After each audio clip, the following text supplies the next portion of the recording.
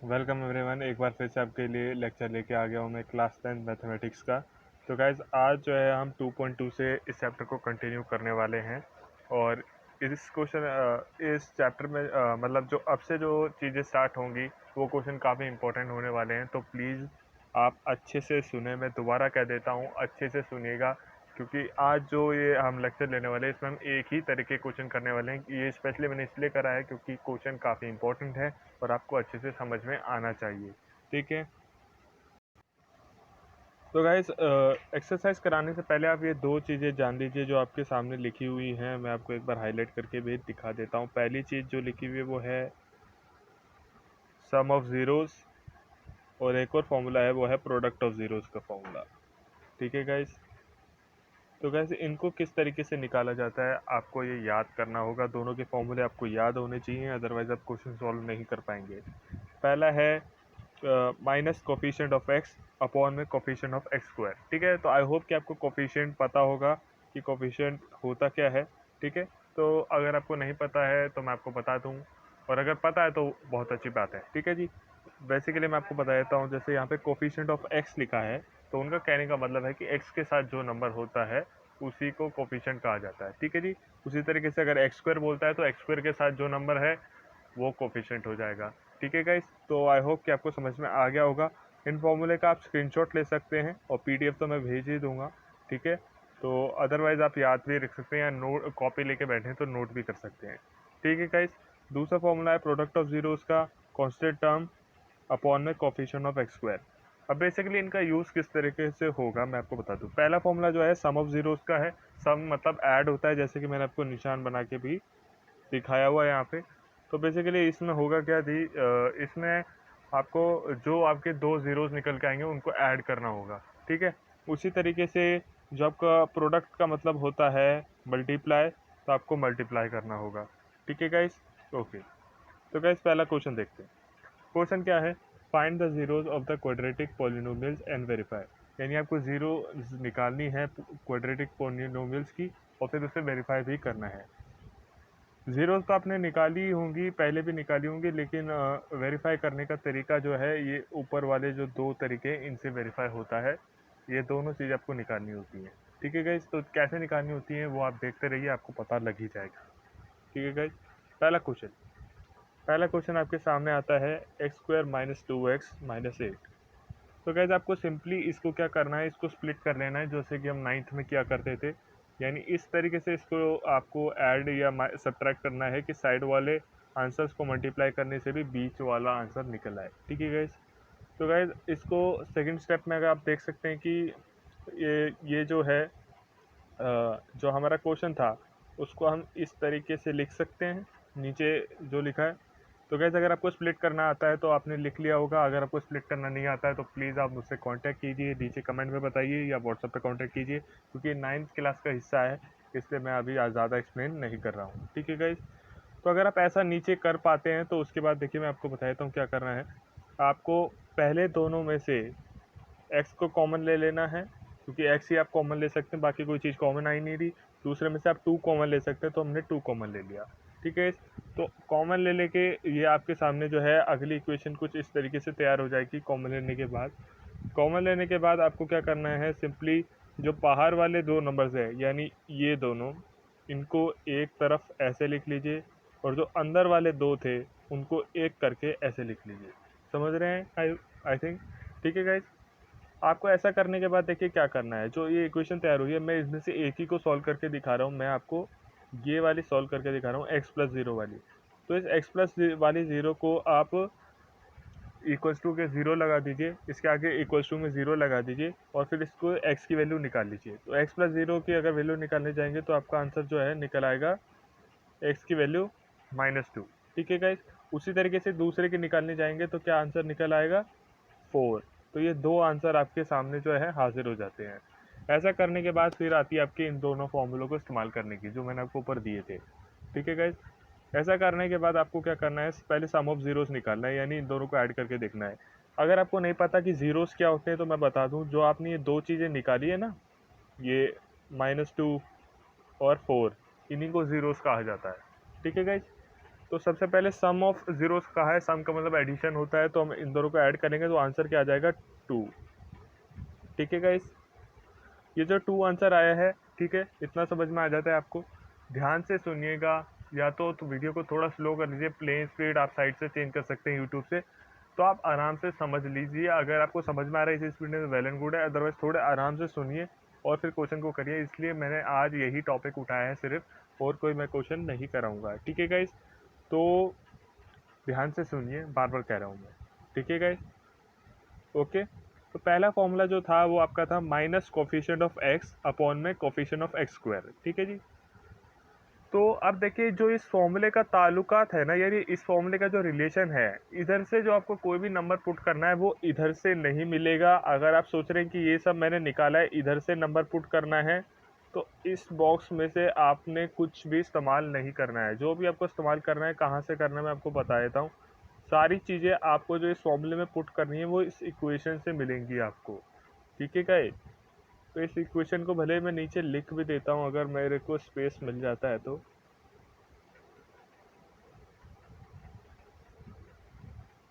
ठीक है guys, equation मैंने आपको लिख दिया, थोड़ी गंदी राइटिंग में लिखी है, लेकिन काम चला लीजिए। ठीक है गाइस, तो x का कोफिशिएंट यहाँ पे क्या हो जाएगा -2। तो हमने क्या लिखा -2, इसमें फॉर्मूले में माइनस अलग से था तो माइनस माइनस कट जाएगा। फिर आता है कोफिशिएंट ऑफ एक्स स्क्वायर। तो कोफिशिएंट ऑफ एक्स स्क्वायर, तो एक्स स्क्वायर अगर देखें तो एक्स स्क्वायर के साथ तो कुछ है ही नहीं, तो जहाँ कुछ नहीं होता वहाँ हम 1 मान लेते हैं, इसलिए मैंने 1 पुट किया नीचे। ठीक है, फिर आपको सिंपल मैथ्स लगा के इसका आंसर आपको पता ही है कि 2 जो है आ जाएगा। ठीक है गाइस, तो आई होप कि आपको ये क्वेश्चन समझ में आया होगा, लेकिन अब थोड़ा सा काम इस क्वेश्चन में और बाकी है, वो भी कर लेते हैं। दूसरा फॉर्मूला जो था वो प्रोडक्ट ऑफ जीरोस का था, तो फॉर्मूला तो बाद में पुट करेंगे, पहले जो दो जीरोस आपने निकाले -2 और 4 जो यहाँ से निकाले थे, एक बार दोबारा याद दिला दूँ, एक मिनट। ये जो जीरोस निकाले, इन दोनों का ही प्रोडक्ट निकालना है, यानी इन दोनों को ही मल्टीप्लाई कर लेना है। इन दोनों को मल्टीप्लाई कर लेंगे तो आंसर क्या आ जाएगा -8। ठीक है गाइस, फॉर्मूला क्या होता है प्रोडक्ट ऑफ जीरो का, कांस्टेंट टर्म और कोफिशिएंट ऑफ एक्स स्क्वायर। तो अगर आपने इक्वेशन अभी भी याद नहीं है तो मैं बता दूं, ये रही आपकी इक्वेशन। ठीक है जी, एक्स स्क्वायर -2x -8। ठीक है, तो कांस्टेंट टर्म क्या होती है वो आपको पता होना चाहिए। कांस्टेंट टर्म वो होती है जिसके साथ कोई भी वेरिएबल नहीं होता।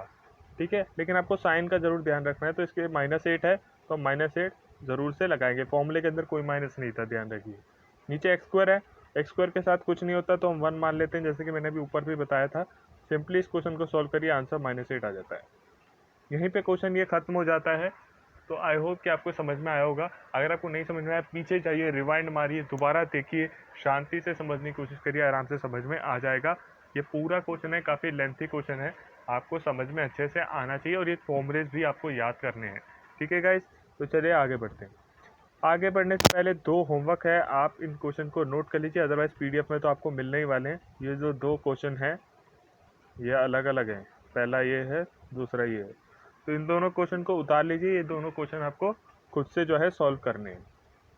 ठीक है गाइस, तो चलिए आगे बढ़ते हैं। आप देखिए, मैंने वो सेम क्वेश्चन थे ऊपर वाले, इसलिए मैंने ये नहीं कराए क्योंकि सेम थे। नीचे वाला क्वेश्चन थोड़ा अलग है, इसलिए मैं ये वाला कराने वाला हूँ। तो इसको भी ध्यान से देखिएगा, तरीका वही है, बस थोड़ा सा बदलाव है तरीके में। अब इधर देखिए, पहले तो थी क्वाड्रेटिक इक्वेशन, यहाँ पे क्वाड्रेटिक इक्वेशन पूरी नहीं बन रही है। यहाँ पे जो है सिर्फ आपको 2 ही चीज़ें प्रोवाइड की गई है, जो कि है 4y² और 8y। ठीक है, सॉरी 4u², सॉरी 4u²। ठीक है, और प्लस 8y में दे रखा है। तो अब इसको कैसे सॉल्व करेंगे? सिंपल, इसमें से आप क्या कॉमन ले सकते हैं? मेरे ख्याल से तो 4y कॉमन ले सकते हैं, तो आपने 4y कॉमन ले लिया। 4y कॉमन लेने के बाद अंदर क्या बचता है? सिर्फ एक y बच जाएगा, और इधर 4y के टेबल में 8y तो 2 पे आएगा, तो आपने 2 लिख लिया। अगर नहीं दिख रहा तो आप देख सकते हैं, कुछ इस तरीके से ये चीज़ हो जाएगी। ठीक है, अब ये 2 वैल्यूज़ कैसे निकली? देखिए, अब इन वैल्यूज़ को निकालने का एक सिंपल तरीका, जब ऐसी कोई चीज़ दिखे तो पहले क्या करना है, बाहर वाले को आपको दूसरी साइड भेज देना है। तो अगर आप दूसरी साइड भेज देते हैं, वैल्यू 0 होती है हमेशा। पहली वैल्यू ऐसे केस में 0 आती है, आपको याद रख लीजिए, रट लीजिए, कोई दिक्कत नहीं है। ठीक है, दूसरे वाले के लेकिन आप वैल्यू निकालना वो सीख लीजिए, दूसरे वाले की वैल्यू किस तरीके से निकलती है। दूसरे वाला बच्चे क्या, अगर आप 1 को ले जाते हैं तो ये तो 0 हो गया। ठीक है, लेकिन दूसरा जो चीज़ बचती है वो क्या बची है, दूसरी साइड पे वो बची है u+2 इक्वल्स टू में 0, ठीक है। तो अब इसको इधर ले जाएंगे तो क्या बचेगा, प्लस का था, दूसरी साइड ले जाओगे तो -2 बचेगा, ठीक है ना। दूसरी साइड पे साइन चेंज हो जाता है ना, ठीक है। तो उस तरीके से यहाँ पे साइन चेंज आपका जो है हो जाएगा। ये चीज़ क्लियर होने के बाद आपको देखिए क्या करना है, पहले सम ऑफ द जीरोस निकालना है ताकि आप फॉर्मूले पुट कर सको। नीचे यहाँ पे कंफ्यूजन मत होइए, जो चीज़ मैं आपको दिखा रहा हूँ उसी तरफ आप ध्यान रखिए अपना, ठीक है जी। तो एक ज़ीरो आ गया, एक ज़ीरो मतलब दो ज़ीरोज़ आए हैं ना आपके पास, तो एक ज़ीरो तो ज़ीरो ही है और दूसरा -2 है। इन दोनों को ऐड करेंगे तो आंसर क्या आ जाएगा, -2 आ जाएगा, ठीक है गाइस। ओके, अब आपको फॉर्मूला पुट करना है, जहाँ पे x था पिछले फॉर्मूले में वहाँ पे आप u पुट कर दीजिए। तो फॉर्मूला क्या बन गया, माइनस कोफिशिएंट ऑफ u और नीचे आ जाएगा कोफिशिएंट ऑफ u², ठीक है जी। तो अब देखिए यहाँ पे क्या होगा, कोफिशिएंट जो u है, अब यहाँ पे मैं दिखाता हूँ ऊपर आपको, ठीक है, ताकि आपको क्लियर रहे। u का तो कोफिशिएंट 8 है, जैसे कि आप ऊपर देख सकते हैं, और जबकि u² का कोफिशिएंट क्या है, 4, ठीक है। 8 तो आपने कॉपी कर लिया, लेकिन फॉर्मूले के आगे माइनस था तो आप माइनस यहाँ पे भी लगाएंगे कि ऊपर तो नहीं था लेकिन यहाँ पे ज़रूर है, तो यहाँ पे आपको माइनस लगाना पड़ेगा। फिर सिंपल आप डिवाइड कर लीजिए तो आंसर क्या आ जाएगा आपका, -2 आएगा। मैंने माइनस लगाया नहीं है तो आप माइनस लगा लीजिएगा, ठीक है जी। ये जो आंसर गलत है, यहाँ पे -2 आना चाहिए, ठीक है गाइस। फिर सिंपल जो आपको 2 ज़ीरो निकाले होते हैं आपने, यहाँ पे मैं आपको ये जैसे कि हमने ऑलरेडी इंसर्कल कर रखे हैं, इन दोनों को ही मल्टीप्लाई कर लीजिए तो आंसर तो 0 आएगा, क्योंकि 0 से कुछ भी मल्टीप्लाई करो 0 ही आता है। फिर कांस्टेंट टर्म देखो, अगर कांस्टेंट टर्म यहाँ देखोगे तो कांस्टेंट टर्म तो है ही नहीं, क्योंकि दो तो नंबर दिए हैं और दोनों के साथ वेरिएबल जुड़े हुए हैं, कुछ अलग से तो दिए ही नहीं। तो ऐसे केस में आपको कोफिशिएंट कांस्टेंट टर्म को 0 मानना होता है, यह आपको याद रखना होगा, ठीक है। हमने 0 मान लिया, और u² के साथ क्या था, यहाँ से भी आप देख सकते हो 4 था, तो आपने 4 कॉपी कर दिया, आंसर विल बी 0, ठीक है जी। तो गाइस आपको आई थिंक समझ में आ गया होगा। अब यहाँ देखिए, ये क्वेश्चन दे रखा है 2² - 15, इसको भी सेम तरीके से ही करना है, थोड़ा सा फ़र्क है। इसको आप 2² -√15 का स्क्वायर लिख सकते हो, ऐसे जो मैंने अंडरलाइन किया है। अगर आपको नहीं समझ में आया है तो मैं आपको एक आइडिया याद दिला दूँ, ठीक है। ये वाली आइडिया हम यहाँ पे इस्तेमाल करने वाले हैं। इसको ऐसे लिख सकते हैं, क्यों, क्योंकि रूट जो होता है वो स्क्वायर से कट जाता है। अब मैं काटने जाऊँगा तो रूट कट जाएगा और बच जाएगा क्या, सिर्फ आपका 15 बच जाएगा। ये आपको ध्यान रखना है कि रूट से स्क्वायर कट जाता है, ठीक है जी। फिर आप इसको इस आईडी का इस्तेमाल कर सकते हो, इस आईडी का जो मैं अंडरलाइन कर रहा हूँ, और फिर उसको आप इस चीज़ को आप ऐसे लिख सकते हो नीचे, ठीक है जी। तो ये आईडी जो है यहाँ पे इस्तेमाल हुई है, तो आई होप कि आपको इस्तेमाल करना आ गया होगा। ये प्लस है और ये माइनस है, मैंने डबल क्रॉस इसलिए किया है क्योंकि एक मैंने प्लस गलती से लगा दिया था, ठीक है। तो आपको माइनस लगाना है सेकंड वाले में, क्योंकि एक जगह प्लस होता है, एक जगह माइनस होता है। यहाँ पे देख सकते हैं, देखिए एक जगह प्लस है, दूसरी जगह माइनस है, उसी तरीके से यहाँ पे माइनस कर दीजिएगा। फिर वैल्यूज़ निकालने जाएंगे तो इधर वैल्यूज़ किस तरीके से निकलती है मैं बता दूँ। जब इस वाले की वैल्यू निकालने जाएंगे तो इसको भूल जाना कि ये है, तो वैल्यू क्या निकल के आएगी, इस तरफ कर लोगे तो -√15 हो जाएगा, और जब इसको निकालने जाओगे तो इसको भूल जाना कि ये है। तो यहाँ पे जब -√15 है, दूसरी साइड लेके जाओगे तो पॉजिटिव का हो जाएगा ना, ठीक है गाइस। अब पहले सम ऑफ ज़ीरोस निकालो। अब दो ज़ीरो आपकी क्या आई, एक तो ये आई और एक ये आई, यानी एक माइनस का √15 और एक प्लस का √15। अगर आप इनका सम करने जाओगे यानी ऐड करने जाओगे तो एक माइनस और एक प्लस का होने की वजह से ये दो जो है कट जाएंगे इस तरीके से, ठीक है जी। तो आई थिंक आपको समझ में आया हो। फिर फॉर्मूला जो अब देखिए यहाँ पे ना वेरिएबल चेंज होते जाते हैं। आप यूँ नहीं कि भाई एक्स पे पहले यू किया, अब यू से क्या टी कर रहे हो, क्या कर रहे हो भाई तुम। जो क्वेश्चन में वेरिएबल होता है हमें उसी का इस्तेमाल करना होता है। हम क्वेश्चन के वेरिएबल पे ध्यान देंगे बार बार, ठीक है जी। ओके, तो माइनस कोफिशिएंट ऑफ टी क्या है, आपको मैं यहाँ पे अगर आपको देखना है तो आप देख सकते हैं कि टी तो है ही नहीं, तो हमने ज़ीरो यूज़ कर लिया। टी स्क्वायर अगर आप देखने जाएंगे ऊपर तो यहाँ पे देखिए ये टी स्क्वायर देखेंगे तो टी स्क्वायर ही लिखा हुआ है, कुछ तो है नहीं, तो हम वन खुद ही लगा देंगे यहाँ पे, जहाँ पे कुछ नहीं होता है वहाँ वन होता है।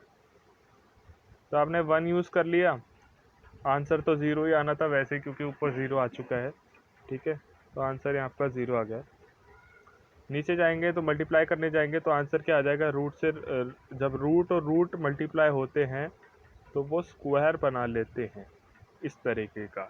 अब नीचे 15 था तो 15 तो सेम रह गया, लेकिन रूट से रूट जो है स्क्वायर बना लिया, लेकिन फिर आप इसे काट देंगे क्योंकि स्क्वायर से रूट कट जाता है, ठीक है। तो सारा काम ये है जो बेसिक आप 9वीं में कर चुके हैं वही आ रहा है सारा, ठीक है गाइस। उसके बाद क्या करना है, सिंपली कांस्टेंट टर्म क्या है, कांस्टेंट टर्म देख लो है क्या कुछ जी। कांस्टेंट टर्म है क्या है, -15 थी तो आपने -15 यहाँ पे लिख लिया। उसके बाद टी स्क्वायर क्या है, टी स्क्वायर अभी आप चेक करके आ रहे हैं, टी के स्क्वायर के साथ तो कुछ है ही नहीं तो आप वन मान लेंगे और बात ख़त्म, वन लिख दीजिए फिर यहाँ पे। सिंपली सॉल्व करिए, आंसर क्या आ जाएगा आपका ये -15। तो आई होप कि आपको समझ में आया हो। अगर आपको नहीं समझ में आया हो तो प्लीज़ आप मुझसे कमेंट में या व्हाट्सएप पे कांटेक्ट कीजिए, ठीक है गाइस। और आ गया तो वेल एंड गुड है। और मैं तो कहूँगा कि देखो एक बार मुझसे भी कांटेक्ट करने से पहले एक बार दोबारा वीडियो शांति से बैठ के देख लेंगे तो आई थिंक समझ में आ जाना चाहिए, ठीक है। ओके, तो अभी के लिए इतना ही। मैं मिलूँगा आपसे अगले वीडियो में, और इनकी प्रैक्टिस ज़रूर कीजिएगा। जो क्वेश्चन आपको जो मैंने 2 दिए हैं आगे, ये वाले मैं आपको दिखाया था एक बार फिर से, कि नोट कर लीजिए और करके लाइएगा। तो अभी के लिए इतना ही, मैं मिलता हूँ आपसे अगले वीडियो में।